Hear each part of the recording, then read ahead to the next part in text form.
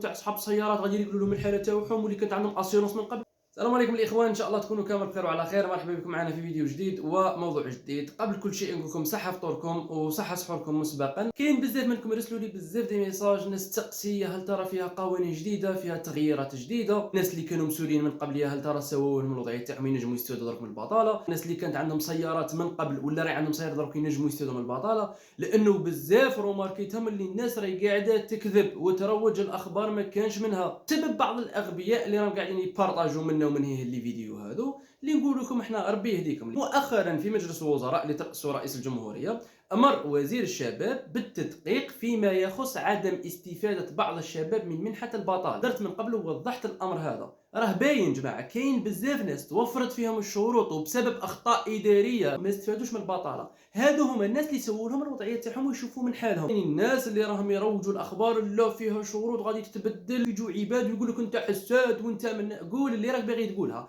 انا المهم ما نمدلكش اخبار مغلوطه، ما نمدلكش اخبار كاذبه، ما نافقكش. انا ماشي باسكو انت راه بينت لك هذا الامر صحيح نجي نقول لك انا لا الامر هذا صحيح. رئيس الجمهوريه امر بالتدقيق فيما يخص عدم استفاده، بالتدقيق يعني فيريف واش كاين واش ما كاينش. واحد داير ورقه كاتب فيها لا كاين هذو تاع صحاب السيارات غادي يقولوا لهم الحاله تاعهم واللي كانت عندهم اسيرونس من قبل.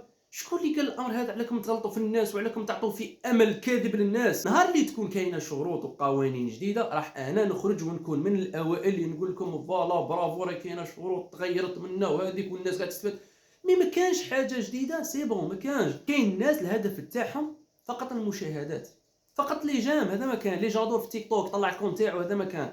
ما تهموش انت، ما تهموش معنوياتك انت، ما تهموش انت اش تحس ولا. بصح انتم تبغوا لي يكذب عليكم. دروك انا كي نجي نهضر لك الهضره تقول اوه حساد هذا ما يبغيش، والاخر كي يجي يكذب عليك تقول هذا هو طب لا جام. ما نعطيش للناس انا دي فوز اسبوار. علاش نكذب على الناس؟ انا نعطيهم امل كاذب والناس تقعد هكا تقارع من بعد تدخل على وجهه. احنا ماذا بينا ان شاء الله كاع الناس تستفاد من البطاله وكاع الناس تدي حقها من الحكومه وكاع الناس نشوفوكم ان شاء الله في مناصب كبيره وواصلين. ماذا بينا ونهار اللي تكون كاينه تغيير في الشروط والقوانين رئيس الجمهوريه يامر وزير العمل ديريكتومون وراح تصرى تغييرات في الدستور اصلا يعني وتتحط في الجريده الرسميه باش تتابليكا. ماشي غير هكا يجي واحد في فيسبوك يقول لكم راه كاينه شروط جديده غادي تدخل اي سايت امنوه.